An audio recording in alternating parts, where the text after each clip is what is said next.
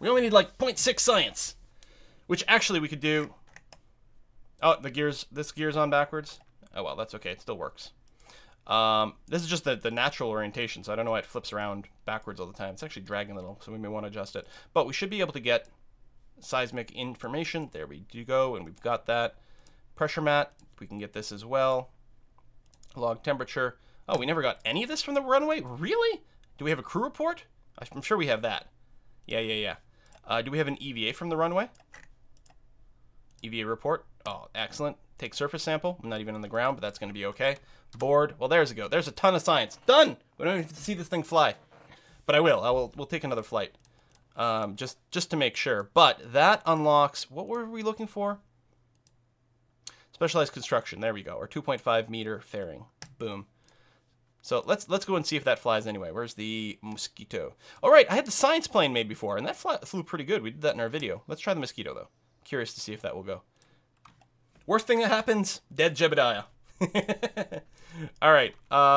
Yeah, the wheel might drag a little. We'll see. We'll turn on the SAS, full throttle, and go. We've got an air intake. We've got this. We've got that. Wheels might be a little overloaded. Look at how they're sort of poking through here. This might be a little too heavy for them. And actually, if you see your plane do this on the runway, that's a good sign that your wheels are overweighted. Because my hands are off here. But that lack of stability is a good sign of that. But, all right, there we go.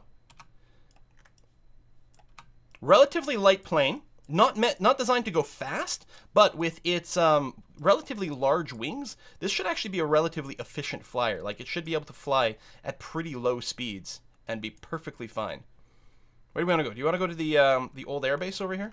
Let's do that and collect a little science from there. Vroom. Vroom, vroom, vroom. It's very easy to build planes when you're not using FAR. And it's just because FAR does not work with the built-in information about center of lift and whatnot, so you've got to use these other charts, and especially if you're making supersonic planes, it's kind of annoying. Land on the island runway. Let's give it a try. Boop, boop, boop, boop, boop, boop. And then what we'll do is now we'll be able to stick that fairing onto our ship, our one-way ship to Duna. Vroom. Do a roll. Woohoo! Yeah, it's really stable. Works well. Obviously, there's some drag from the wheels. And this is not a very big jet engine. So it looks like our speed is still climbing here. I mean, as is our altitude, so I think, especially in a descent, we could start to hit supersonic effects. We wouldn't be able to go transonic, but we'd be able to go probably, you know, a little over 200 meters a second, especially in proper level flight. Yeah, see, it's even still climbing now, which is nuts. How's our relative thrust? It's kind of capped out, okay. And our fuel, barely touched it. It's dropping at 0.05. Just ridiculous. Now, I'm also betting if we go and just throttle down like crazy, and I'll leave a little bit in there. I don't think this gimbals. No, it doesn't. But it does have some alternator power and whatever. We're gonna see if we can't land over here. So let's go and see if we can't line ourselves up with the runway properly. Plus, these sort of S turns are a good way to bleed off a lot of speed and altitude, which we still need to do. Actually, I think I need a little bit more thrust still. I think I'm overestimating our gliding properties. I don't want to stall out. There's our runway. Dun dun dun dun dun. Whee!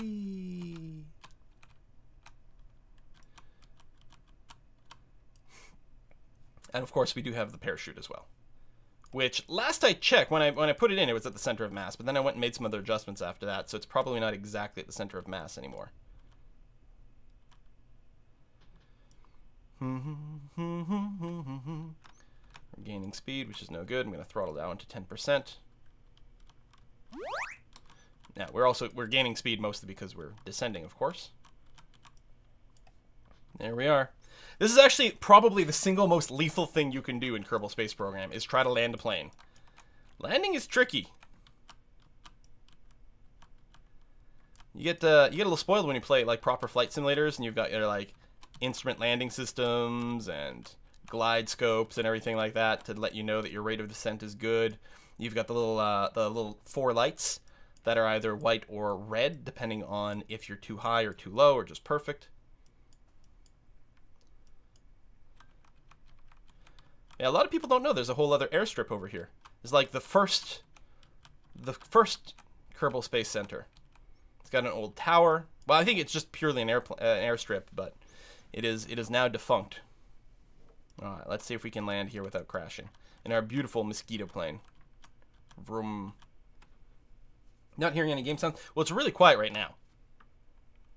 And there are sounds, but it is legitimately quiet. Let's go and bring that up here.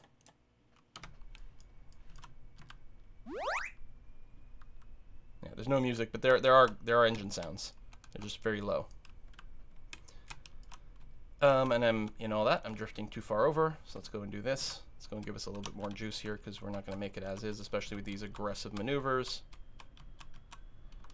There we go. We are mostly lined up. Mostly lined up. I should really be using a little bit more yaw here. I mean, normally you don't turn with yaw, with the rudder. I think I'm too high. Normally you do it by banking.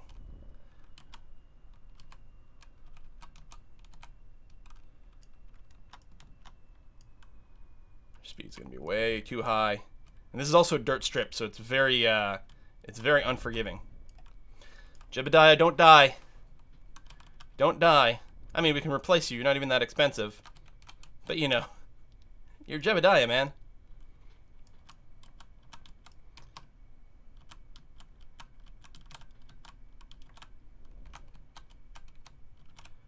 Alright, let's kill the engine. Definitely coming in too high. And probably too fast. Well, maybe not. I don't know. Just trying to flare. I don't have a flap setup or anything here. Flare, flare, flare, flare, flare. Flare. Well, wasn't perfect. Wasn't perfect. We came out a little short as it was. And we lost some of our science experiments. Oh no! But other than that, we're okay. We can get a crew report here. Kerbin's Shores. Interesting. We can get some barometer information. We can get some temperature readout. We can get a crew report. Oh, we already have a crew report. Never mind. Yeah, we lost the other experiments. I would like to turn in such a way that hopefully the brakes will engage a little bit more. Maybe not.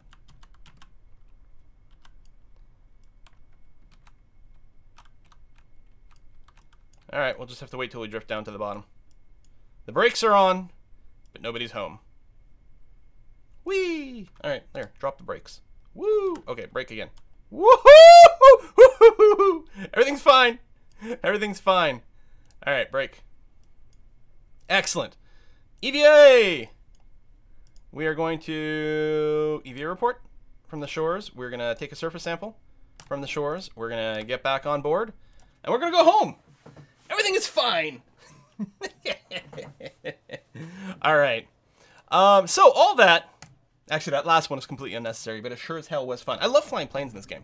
So that we can reload our Dunalander and throw a fairing on there. I'd really like to ditch the weight of the base of the fairing earlier, but I don't think it makes sense to put it too low. Or does it? It might. It might. Oh, you can start with a gap. Has that always been like that? I feel like that's new.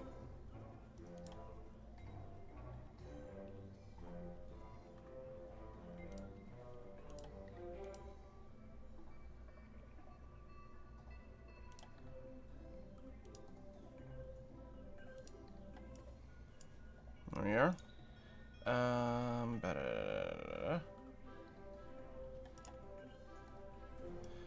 Okay, there we go.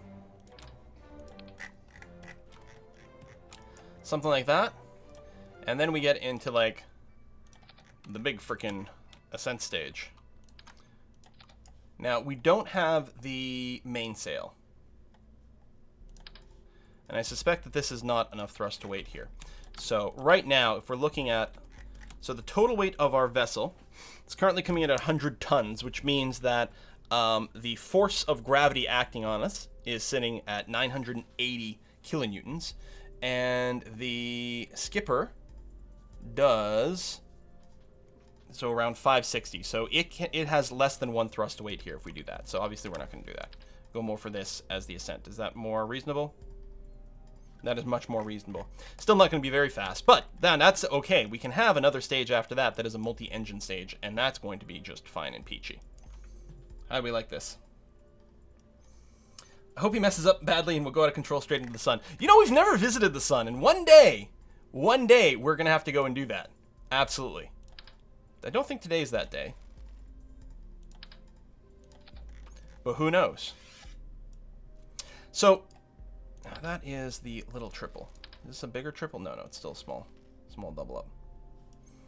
So, for this stage here, we know for a fact that a singleton skipper is going to be insufficient. We need like a mainsail or something like that. That's not going to be enough thrust to weight to go up. So no matter what, this is actually going to have to be like permanently grouped up with these other engines. These are not being asparagus staged or anything like that. That's just enough thrust to keep this going upwards. And that's going to be okay. But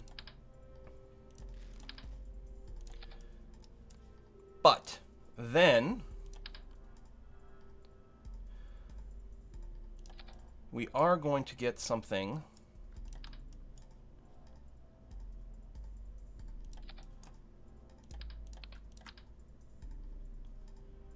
Oops. Yeah, it's got the nose cone on it still. Something like this. And that's going to be pumping into the central stage. So it's not really asparagus-y, but it might be a go. I have no idea if this is going to work at all. At all. No idea what a current thrust to weight is. No idea if this is going to go up, if it's going to reach space, let alone go all the way to frickin' Duna. More struts. More struts. No clue whatsoever. So, what we're going to do, we're going to launch all the base engines at the same time. Then, at some point, we're going to knock off the side boosters. Then, at some point, we're going to stage that into that. And then probably it'll be time to get rid of this at that point. And here, we've got to fix this staging. And then, which one of these are the final parachutes there? And then that way, because these are all the drogue chutes. Oh, I was going to put more solar panels on this phase over here.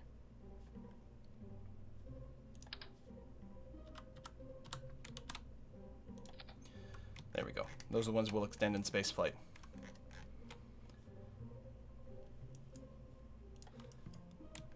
Is this going to work? No idea. And yeah, we're getting a complaint right now.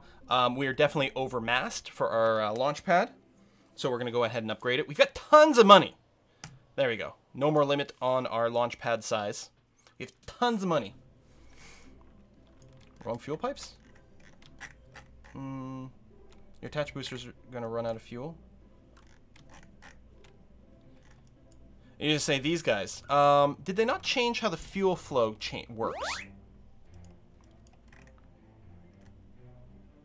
Did they not change how the fuel flow works? They did change something. We may have to auto-balance them. Can I do like multiple fuel pipes? Can I have them drain into all of them at the same time?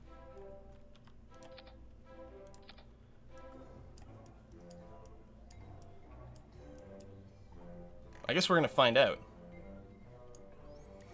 But yeah, these guys here, these three here, these are all going to burn. They're basically one giant engine. But yeah, if they don't share the fuel, then maybe that will work out. We'll see how that goes. No batteries on the lander? I'm not worried about the batteries on the lander, or am I? For transmitting data, it'll be really annoying without batteries. You are correct there. It would be incredibly annoying without batteries for just transferring data. So we'll just add in... Oh, yeah, okay. So it was clear on that side, so I can go and use you symmetrically. Just a little bit over there. Should we try? Could possibly go wrong. Can change how fuel pumping is prioritized between the tanks. Yeah, because I know that's a new thing in 1.2, but there's like a fuel... There's like a fuel interface. Yeah, let's just give it a try. And yes, we got to check the Duna's in right position. So the crew for this is going to be a scientist, Bob Kerman. We need to make sure that this is being supported. And I think I'm going to go with like quad setup over here. Like this. And you guys, we will join you together and put you after the engine lights. Whoops. So engines are going to light, then we'll detach these. So positionally, so again, Duna or Eve, actually. We're going to be fine. Add lights. All right, we'll probably have to do that. Let's take a look at the planetary alignment here. So there's Kerbin. Kerbin is in a lower orbit than Duna, which means we go faster, which means if you want to get to Duna, you definitely want to launch, or you want to leave Kerbin when Kerbin is somewhere behind Duna, which it is now. In fact, that might be kind of ideal. Whereas Eve is in a lower orbit, so it's going faster than Kerbin. So really we want to launch when Eve is behind Kerbin, because by the time we sort of drop the difference in our orbits of the sun, the Eve will have caught up and everything will work out perfectly. So as things are, we are basically lined up pretty well for a Duna approach. I think we need Duna to be a little bit closer. With Duna and Eve, it sort of kind of works out that it's tangential, but that's kind of a coincidence. Like from Kerbin, we want Duna to be somewhere around here. And same thing for Eve, we want Eve to be somewhere around here-ish, if we're going to do that. So I think, first of all, we got to fast forward time, and I suspect what we're going to be doing is waiting for Kerbin to catch up to Duna, and that'll probably be the easiest. So let's go ahead and do a max speed time warp over here, and see how it goes.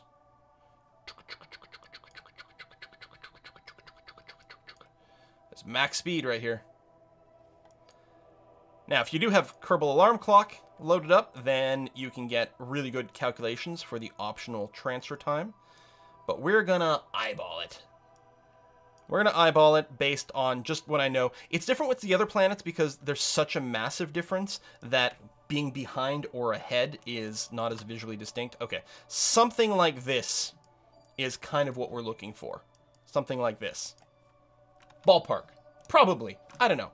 The more accurate you do it, the less delta V you need and the less time you need. And since we don't actually know what our delta V is anyway. This is going to be fun, you guys. I'm going to make a save right now for the correct Duna position. That way, in case things get fast-forwarded or something weird, it's going to be somewhere around there. Oh, we got a tip in. Probably more than one. Oh, no, there. Extase Dior. Been watching your content a long time. Here's $5 to buy seatbelts for the Kerbals. Or you can just buy more SRBs. Your call. Yeah, that's probably the way it's going to go. Let's go and add some lights. The people, they demand lights. So we're going to go ahead and get that.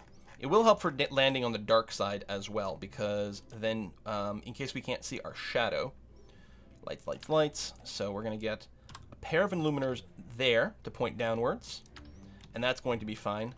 And yeah. There we go. That's going to be good enough. All right, let's launch. 114,000 Kerbal bucks. I hope that our scientist was still in the seat. Yes, Bob Kerman. I have no idea if this will even go up. Kind of looks cool. No idea if this is even going to go up. Oh, there's an experimental version of the Kerbal Engineer. Yeah, we'll consider that if we need to, but I don't know. I think if we can't get to Duna without the Delta V, we'll do something else today.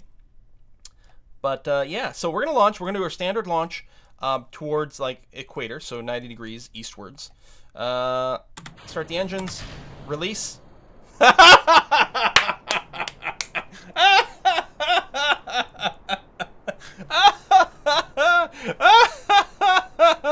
Woo!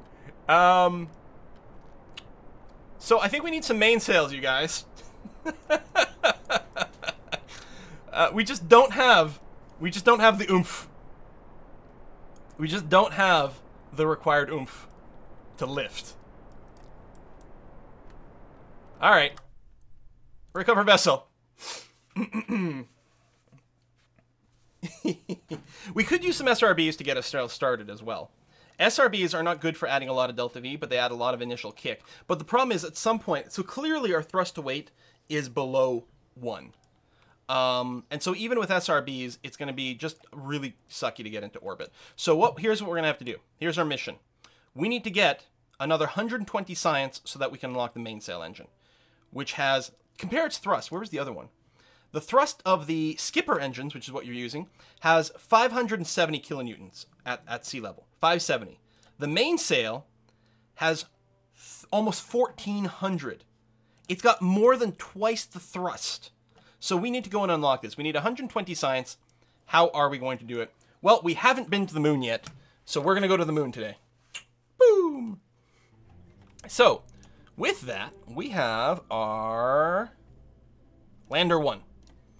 Lander 1 is what Valentina used to go to Minmus. The moon does need a wee bit more delta V. Now, on Minmus, I actually could have saved a little bit of weight / delta V by just using one of these Terrier engines underneath the center stage. But for the moon, I think we definitely need 2 to be comfortable. I think for this, I think the easiest thing to do will be for me to just add a little bit of extra fuel to my initial asparagus stages. Because our thrust to weight, if I recall, was actually quite good. In fact, unless I am wrong, I even derated the engines because their thrust to weight was a little too aggressive. In particular, so what's the outermost stage? So this is the outermost stage, and this had the Reliant engines that did not gimbal. Yeah, and I think they had actually been derated. I think it just got reset here. So we're adding a little bit more lunch over here. We are going to send Jebediah. So Valentina has landed on another orbital body, i.e. Minmus. Jebediah has not. So we're going to send Jebediah to the moon here is what we're going to do. And he's actually going to do a little more science than Valentina did because we unlocked that seismic monitor. So we're going to go and stick that on over there. And other than that, we're good. Okay. Save. Yeah, let's just save the slight tweak here. I think we're gonna. Yeah, we could have called it launcher 2, but that's gonna be fine. I should have double checked the staging because I did rip off the engines and put them back on. They may have come in the wrong place. No, we're good. All 5 engines light. Yes. Then we do this. Then we do that. Then we do that. Then we get the rest of the stages. Okay, to the moon. Whee! Yeah, we're accelerating a wee bit quick. That's all right.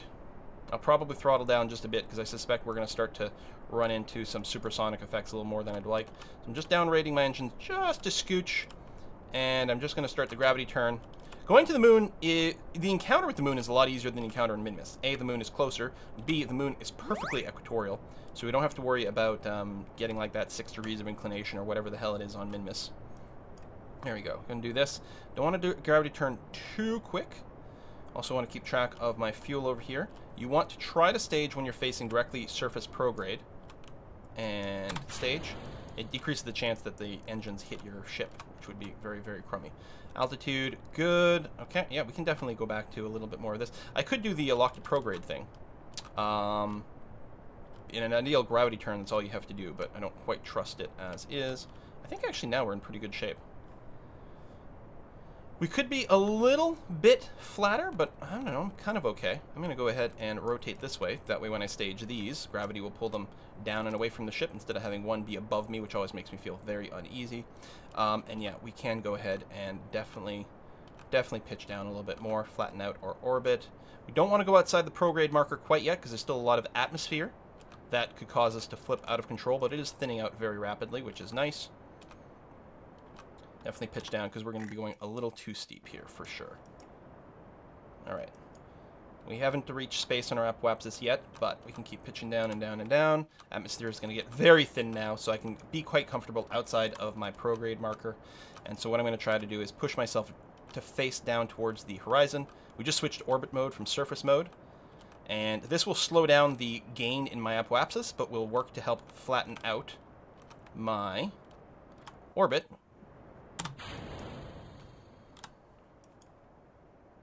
To make circularization a little easier.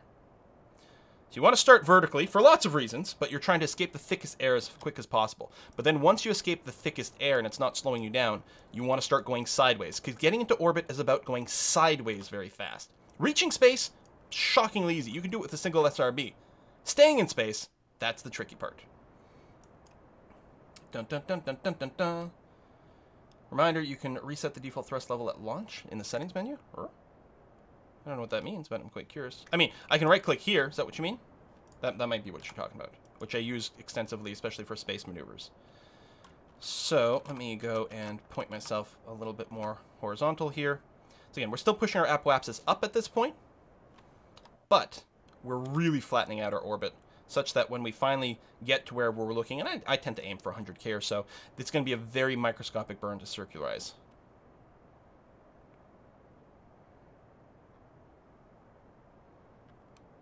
All right, I'm going to call that good enough. How's our fuel in the tank? Excellent. We'll be able to circularize with this stage, which makes me feel really good. We actually just entered space as well. We'll plan a maneuver here, mostly so we can get a timer. Not necessarily going to use the burn as is. Oop, there's the flip, somewhere around there. But the burn time is going to be about 17 seconds, probably a little bit less than that, about 15 seconds. So we're going to lock prograde. We're going to get a milestone. Oh, we discovered the abandoned airfield. Nice. Open this up. Stay locked over here. And yeah, I think what we're going to do is we're going to wait until the time to node is at about 10 seconds. Well, a little less than that, actually. About 7 seconds, then we'll start the burn. Because again, it's not going to take 17 seconds. The maneuver's a little bit off. So let me quick save before I time warp.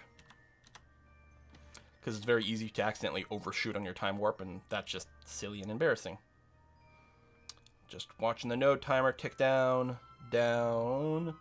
Whoa, and good. Just point yourself the right way, and we'll start the burn as soon as you're there, which is a little bit late, but it doesn't matter. We're going to be fine. And go.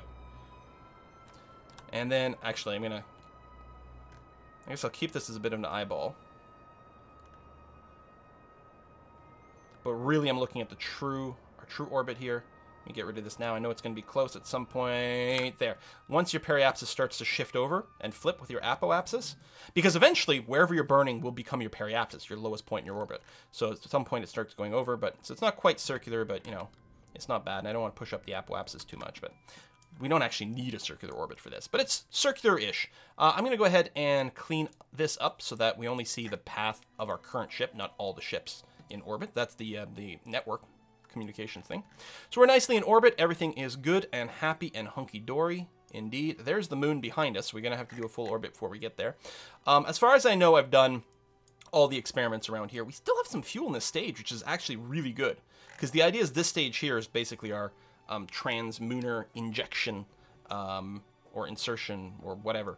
But it's going to be nice to be able to use some of this. So what we're going to do, quick save before we do another time warp. The moon is over here. That's our target. We are going to start with the moon at 12 o'clock. We start our burn somewhere right around here. And again, you can totally just eyeball this, and I think we will. I'm just going to put a little marker here so we know. But if you start your burn right around there, which is right actually when the moon starts to rise in the horizon, that's when you start your burn. So mostly, again, I'm just going to use this maneuver node as a bookmark. It'll take about 43 seconds with our current engine, which won't quite finish it, but I think the thrust weight in the next one's still going to be pretty close. So I'm going to say warp to next maneuver, and I'm not going to use the maneuver. Maneuvers are for wimps. We fly by the seat of our pants. So I'm going to wrap around here. And this is lots of solar panels, right? Well, not lots, but it has some. Good. And I'm going to kill the maneuver. I'm going to let us turn to prograde, and we're just going to wait to watch the moon rise. So the moon's there. You can see right when we get around here, we should be able to start seeing the moon rise. I'll warp up a little bit closer. There it is. Perfect. Okay. Facing prograde. As soon as we complete that, I'm going to go for the burn. All right, let's go. So we just locked a prograde. No one needs maneuvers. It's fine. We will not complete the maneuver with this particular stage here, so I'm just going to watch this until it's time to stage, and then I'll switch over to the map mode. Because I don't think you can stage from the map mode, because you don't actually see your stages. And go. All right. So now what we're waiting for is for a blue line to break. Over here at some point, it'll encounter the sphere of influence of the moon. And as soon as that happens, I'm going to stop my burn. Then I'm going to focus on the moon, looking closer, and then do fine-tuning burns. Bum, bum, bum, bum, bum. Make sure your roof solar panel faces the sun this time. Yep.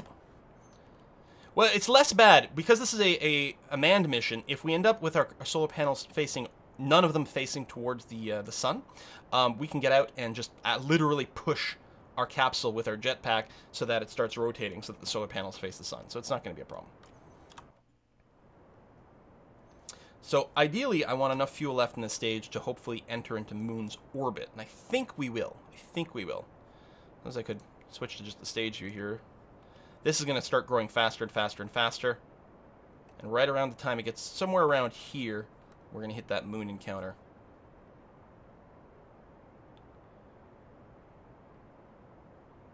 And there. Technically, we're encountering the moon, but from very far away. So now you can focus on the moon, and then you keep burning prograde here, and it's going to bring that in. It's going to be quite equatorial because we actually did a really good liftoff. So I'm doing very minimal burn here. We're going to try to bring this down to about there. 23 kilometers above the surface. That's pretty good. Somewhere 20, 25 is very standard, very, very typical. And we've got a third of a fuel tank left in here, and I think that will be sufficient. So we're going to do a big time warp here, so of course we're always quick save before we do that. Sun's good. Solar panel, yep, technically facing the sun.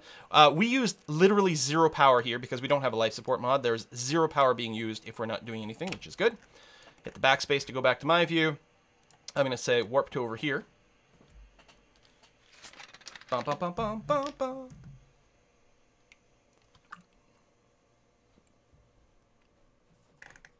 How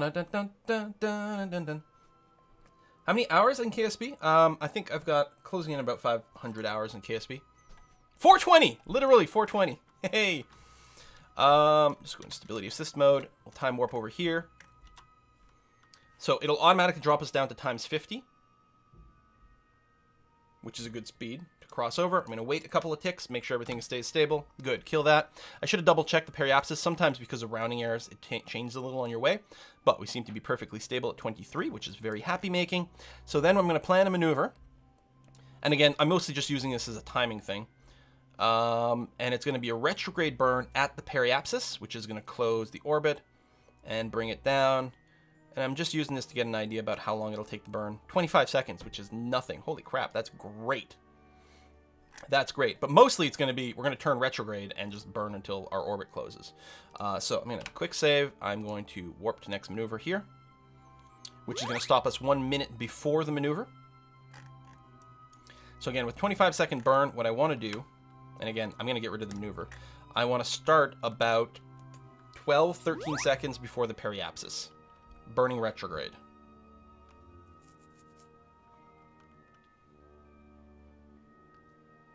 This is very exciting.